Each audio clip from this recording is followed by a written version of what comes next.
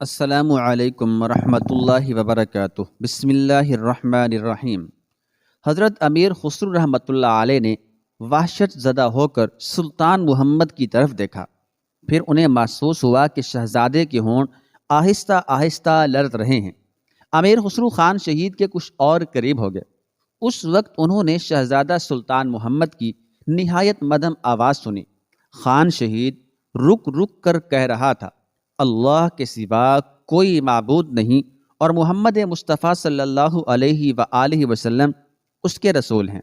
امیر خسرو کی آنکھوں کے سامنے اندھیرا چھانے لگا اور انہوں نے مضطرب ہو کر اپنے ہونٹ شہزادے کی پیشانی پر رکھ دیے۔ یہاں جو کچھ بھی ہے وہ اپنے اللہ کی طرف لوٹ کر جانے والا ہے۔ اس آیت الہی کی تلاوت کے بعد خان شہید کا جسم ساکت ہو گیا۔ شہزادے کی موت کے بعد مغلوں کے حوصلے بلند ہو گئے اور وہ باقی ماندہ مسلمان سپاہیوں پر بڑھ چڑھ کر حملے کرنے لگے، یہاں تک کہ مغلوں نے شکست خوردہ مسلمانوں کے گھوڑوں اور دوسرے سامان پر قبضہ کر لیا۔ شہزادہ سلطان محمد کے جو سپاہی زندہ بچ گئے تھے، مغل انہیں گرفتار کر کے اپنے ہمراہ لے گئے۔ گرفتار ہونے والوں میں حضرت امیر خسرو رحمۃ اللہ علیہ بھی شامل تھے۔ شہزادہ سلطان محمد 183 ہجری میں ذی الحجہ کی آخری تاریخ کو شہید ہوا۔ وہ جمعے کا دن تھا۔ حضرت امیر خسرو رحمۃ اللہ علیہ نے خان شہید کا ایسا دردناک مرثیہ لکھا ہے جسے پڑھ کر دوستوں کے سینے نگار ہو جاتے ہیں اور دشمن بھی شدت جذبات میں اپنے گریبان چاک کر ڈالتے ہیں۔ جب شہزادہ خان شہید سردار تیمور خان سے مارکہ آرائی کے لیے میدان جنگ کی طرف جا رہا تھا تو حضرت امیر خسرو رحمۃ اللہ علیہ نے اپنے ایک شعر میں اسے ایک طرح سے آواز دی تھی، میرے محبوب مت جا، میں تیرے قدموں کی خاک اپنی آنکھوں سے لگاؤں، کیونکہ میں تیرے حاسدوں کی نظر بد سے بہت پریشان ہوں۔ آسمان نے تجھ جیسا روشن چہرہ نہیں دیکھا ہے، اس لیے میں اپنے شوق دید کے سبب اس طرح مضطرب رہتا ہوں جیسے آگ میں جو کا دانہ۔ حضرت امیر خسرو رحمۃ اللہ تعالی علیہ کو جس حادثے کا اندیشہ تھا، بالآخر وہ ظاہر ہو کر رہا۔ بدخواہوں کی نظر نے شہزادہ سلطان محمد کو کھا لیا۔ امیر خسرو کے بقول یہ کوئی آفت تھی یا زمین پر قیامت نازل ہو رہی تھی؟ ابھی سلطان غیاث الدین بلبن کو یہ خبر نہیں تھی کہ سرزمین ملتان پر کیا قیامت نازل ہو چکی ہے۔ پھر جب ایک طویل خط کے ذریعے اس حادثہ عظیم کی اطلاع دہلی پہنچی تو امرائے سلطنت لرز کر رہ گئے۔ کسی مقرب ترین وزیر میں بھی یہ ہمت نہیں تھی کہ وہ بلبن کو شہزادہ سلطان محمد کی شہادت کی خبر سنا سکے۔ تمام امرائے سلطنت کئی دن تک اس اذیت ناک الجھن میں گرفتار رہے کہ وہ ایک باپ کو اس کے محبوب بیٹے کی موت کی خبر کس طرح دیں۔ بالآخر بہت غور و فکر کے بعد اس شاہی خدمتگار کو آمادہ کیا گیا جو غیاث الدین بلبن کو جوتے پہنانے کی خدمت انجام دیتا تھا۔ ملازم سے کہا گیا کہ یہ خط سلطان کے جوتے میں رکھ دے۔ شاہی خدمتگار نے ایسا ہی کیا۔ وہ لمحہ بڑا عجیب تھا جب سلطان بلبن نے جوتے میں پاؤں ڈالا اور اسے کوئی چیز چبھتی ہوئی محسوس ہوئی۔ بلبن نے گھبرا کر پاؤں کھینچ لیا اور شدید جھنجھلاہٹ کے عالم میں خدمتگار کی طرف دیکھا۔ شاہی خدمتگار نے گھبرا کر سر جھکا لیا۔ خوف اور دہشت سے اس کا پورا جسم کانپ رہا تھا۔ پھر جب سلطان کی نظر دوبارہ جوتے پر پڑی تو وہ چونک اٹھا۔ جوتے میں رکھا ہوا کاغذ صاف نظر آ رہا تھا۔ یہ بہت غیر معمولی بات تھی۔ بلبن فوراً ہی جھکا اور تیزی سے کاغذ کھول کر پڑھنے لگا۔ خط کی ابتدائی سطریں پڑھنے تک سلطان کا ضبط و تحمل برقرار رہا۔ پھر جہاں سے شہزادہ سلطان محمد پر دشمن کے حملے کا ذکر شروع ہوا، اس کے چہرے کا رنگ اڑنے لگا۔ پھر جب لکھنے والے نے یہ لکھا کہ خاندان بلبن کا روشن چراغ بجھ گیا اور ترکوں کا یہ آفتاب آغوش قبر میں پہنچ کر غروب ہو گیا تو سلطان کے ہاتھ لرزنے لگے اور شاہی کارندوں کا بھیجا ہوا خط انگلیوں کی گرفت سے نکل کر فرش پر گر پڑا۔ اس کے ساتھ ہی بلبن کی ایک تیز چیخ بلند ہوئی اور آنکھوں سے آنسو جاری ہو گئے۔ بلبن کی حالت لحظہ بلحظہ بگڑتی جا رہی تھی۔ محبوب اور جوان بیٹے کی موت کا داغ لو دے رہا تھا اور جس کے اثر سے بلبن کا پورا سینہ جل اٹھا تھا۔ تمام شاہی طبیبوں نے بلبن کو اپنے نرغے میں لے لیا تھا اور سلطان کے سکون قلب کے لیے بہترین دوائیاں آزمائی جا رہی تھیں۔ دواؤں کے استعمال اور سخت نگہداشت کے بعد کوئی عشاء کے وقت بلبن کو قدرے سکون ہوا، مگر اس کے چہرے پر اب بھی موت کسی زردی چھائی ہوئی تھی۔ طبیب مسلسل مشورے دے رہے تھے کہ سلطان اپنے ذہن پر کسی قسم کا دباؤ نہ ڈالیں، اس طرح مرض کے بڑھ جانے کا اندیشہ تھا۔ اپنے اس محبوب بیٹے کے بارے میں کیسے نہ سوچوں جو کئی سال تک یہاں سر رکھ کے سوتا رہا ہے، بلبن نحیف آواز میں بول رہا تھا اور کانپتے ہاتھوں سے اپنے سینے کی طرف اشارہ کر رہا تھا۔ سارے وزیر امیر مختلف انداز میں سلطان کو تسلیاں دے رہے تھے، مگر وہ اپنے خیالات میں گم تھا۔ پھر اچانک بلبن کے ہونٹوں کو جنبش ہوئی۔ اس نے ان محافظوں کو اپنے حضور میں طلب کیا جو رات کے وقت محل کے دروازے اور فصیل پر پہرا دیتے تھے۔ جب وہ محافظ سلطان کے روبرو حاضر ہوئے تو بلبن نے انہیں مخاطب کرتے ہوئے کہا، کیا وہ پاگل عورت کل رات بھی آئی تھی؟ محافظوں نے سر جھکا کر اس بات میں اقرار کیا۔ وہ کیا کہہ رہی تھی؟ اس کی زبان سے ادا ہونے والا ایک ایک حرف مجھے سناؤ۔ بلبن نے شدید نقاہت کے باوجود اپنے لہجے میں سختی پیدا کرتے ہوئے کہا، وہ پاگل عورت برسوں سے یہی مخصوص الفاظ دہراتی ہے۔ ایک محافظ نے ڈرتے ڈرتے کہا، اے عربوں کے خدا، اے ترکوں کے خدا، اے ایرانیوں کے خدا، مجھ بت پرست کے ساتھ بھی انصاف کر۔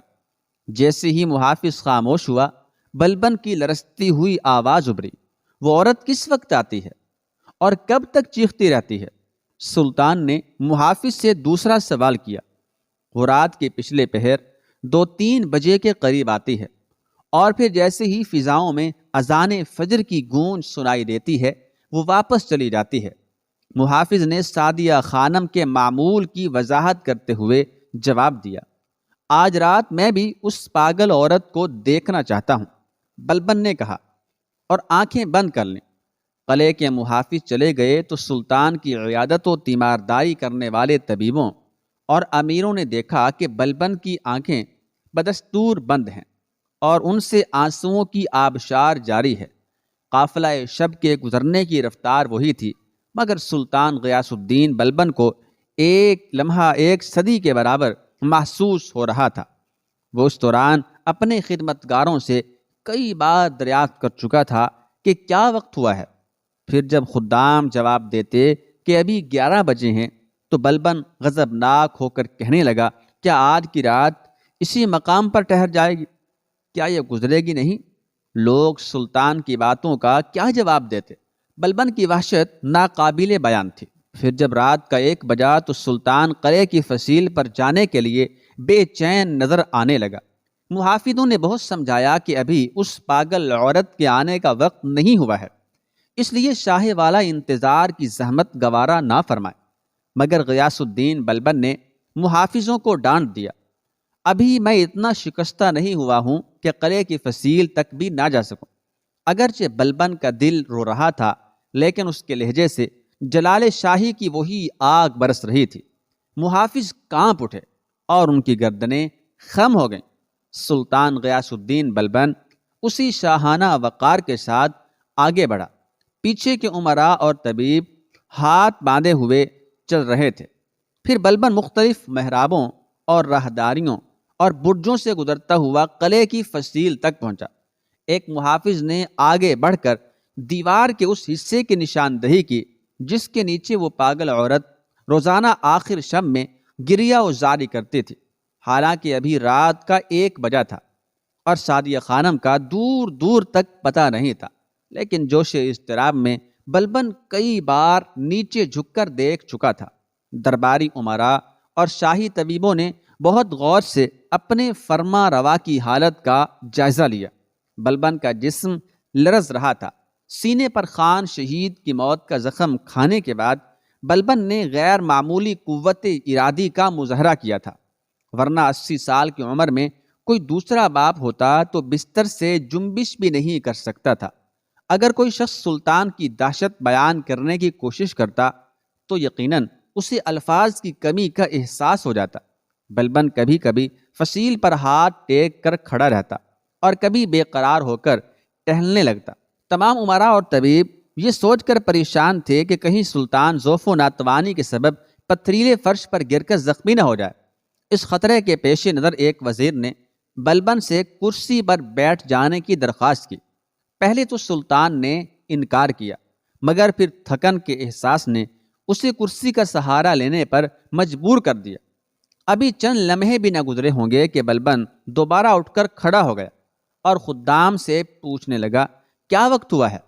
اگرچہ ابھی نصف گھنٹہ ہی گزرا تھا، لیکن بلبن کے اضطراب نے اس مختصر سے وقت کو طول دے کر صدیوں پر محیط کر دیا تھا۔ پھر 2 بج گئے، سعدیہ خانم کے آنے کا وقت ہو گیا تھا۔ بلبن کے اضطراب میں کچھ اور شدت آ گئی تھی۔ اس نے بے چین ہو کر نیچے جھانکا، لیکن وہاں اس پاگل عورت کا سایہ تک نہیں تھا۔ وہ کب آئے گی؟ امراء اور طبیبوں کی جماعت گھبرا گئی۔ سلطان کا یہ حد سے بڑھا ہوا اضطراب اس کے لیے خطرناک بھی ہو سکتا تھا۔ شاہ ذی وقار، ابھی تو اس پاگل عورت کے آنے کا وقت شروع ہوا ہے، ایک محافظ نے لرزتی ہوئی آواز میں کہا۔ بلبن نے پھر کوئی سوال نہیں کیا۔ وہ خاموشی سے کرسی پر بیٹھ گیا، مگر دیکھنے والے محسوس کر رہے تھے کہ سلطان شدید پیچ و تاب میں مبتلا ہے۔ وقت آہستہ آہستہ گزرتا رہا، یہاں تک کہ 4 بج گئے۔ اس دوران بلبن نے فصیل پر جھک کر نیچے کی جانب دیکھا، مگر وہاں کسی انسان کا عکس تک نہیں تھا۔ کہیں تمہارا حافظہ تو تمہیں فریب نہیں دے رہا ہے؟ اچانک بلبن نے پلٹ کر محافظوں سے پوچھا، کیا یہی وہ جگہ ہے جہاں آ کر وہ پاگل عورت فریاد کرتی ہے؟ محافظوں کی صف میں ایک بار پھر لرزہ پڑ گیا۔ سلطان معظم، آپ کے غلام تو سال ہا سال سے ایک ہی منظر دیکھ رہے ہیں، پھر ان کے ذہنوں سے وہ جگہ کس طرح محو ہو سکتی ہے؟ کیا وہ عورت بلا ناغہ یہاں آتی ہے؟ کشمکش انتظار نے بلبن کو بدحواس کر دیا تھا، اور وہ اس طرح سوالات کر رہا تھا جیسے اسے اپنے وفادار محافظوں کے بیانات پر شک ہونے لگا ہو۔ شاہ والا کے حضور جھوٹ بولنے کی جرت کون کر سکتا ہے؟ تمام محافظوں نے بیک زبان کہا۔ ہم میں سے کسی شخص کو یاد نہیں کہ وہ عورت ایک دن بھی غیر حاضر ہوئی ہو۔ محافظوں کا جواب سن کر سلطان غیاث الدین بلبن اپنے خیالات میں غرق ہو گیا۔ بہت دیر تک وہ ایک مجسمے کی مانند کھڑا رہا، لیکن صاف نظر آ رہا تھا کہ سلطان غیاث الدین بلبن کسی گہری سوچ میں گم ہے۔ پھر ایک طویل وقفہ سکوت کے بعد وہ دوبارہ محافظوں سے مخاطب ہوا، مجھے بتاؤ کہ وہ پاگل عورت کن الفاظ میں فریاد کرتی ہے؟ ایک محافظ آگے بڑھا اور سر جھکا کر سعدیہ خانم کے الفاظ دہرانے لگا، اے عربوں کے خدا، اے ترکوں کے خدا، اے ایرانیوں کے خدا، مجھ بت پرست کے ساتھ بھی انصاف کر۔ جیسے ہی محافظ خاموش ہوا، قریب کی مسجد سے اللہ اکبر کی صدا بلند ہوئی۔ خالق کے کائنات کی کبریائی کا اعلان سن کر تمام لوگوں کی گردنیں خم ہو گئیں۔ پھر جب اذان ختم ہوئی تو فصیل پر موجود ہر شخص نے دیکھا کہ بلبن کی آنکھیں بند تھیں اور وہ لرزتے ہوئے جسم کے ساتھ رو رہا تھا۔ کچھ ساعتیں اس عالم میں گزر گئیں، پھر بلبن نے آنکھیں کھول کر اس مخصوص راستے کی طرف دیکھا جس کے ذریعے سعدیہ خانم قلعے کی فصیل تک پہنچتی تھی۔ اس وقت فضا پر بے پناہ سکوت طاری تھا۔ سلطان غیاث الدین بلبن کی خاموشی سے حاضرین کو اپنی سانسیں رکتی سی محسوس ہو رہی تھی۔ پھر بلبن آہستہ آہستہ مڑا، امراء کی دست بستہ قطار کو دیکھا، محافظوں کے جھکے ہوئے سروں پر نگاہ کی، اور پھر نہایت شکستہ لہجے میں کہنے لگا، واپس چلو، اب وہ نہیں آئے گی، انصاف ہو چکا۔ دوسرے دن بلبن کے حکم پر شاہی کارندوں نے دہلی کا گوشہ گوشہ چھان مارا، لیکن سعدیہ خانم کا کہیں پتہ نہیں تھا۔ اگر بلبن کے کارندے عام رعایا کے قبرستان میں چلے جاتے تو ان پر بھی یہ راز فاش ہو جاتا کہ جس رات ہندوستان کا فرما روا قلعے کی فصیل پر کھڑا زحمت کشی انتظار تھا، اس رات سعدیہ خانم شجاع الدین کامران کی قبر پر لیٹے لیٹے زندگی کی قید سے آزاد ہو چکی تھی، اور دیوداسی شکنتلا اس کی تدفین کے انتظامات کر رہی تھی۔ پھر جب کچھ درد مند انسان سعدیہ خانم کو دفن کر کے اپنے گھروں کو واپس جا رہے تھے تو انہیں ایک عورت کی دردناک چیخیں سنائی دے رہی تھیں، میں ملکہ ہند ہوں، میرے خدمت گار کہاں ہیں اور میرا تاج چھین کر کون لے گیا؟ یہ پاگل عورت یاسمین خانم تھی۔ اس تاریخی اور معلوماتی کہانی کے متعلق اپنی رائے کا اظہار کمنٹ باکس میں ضرور کریں۔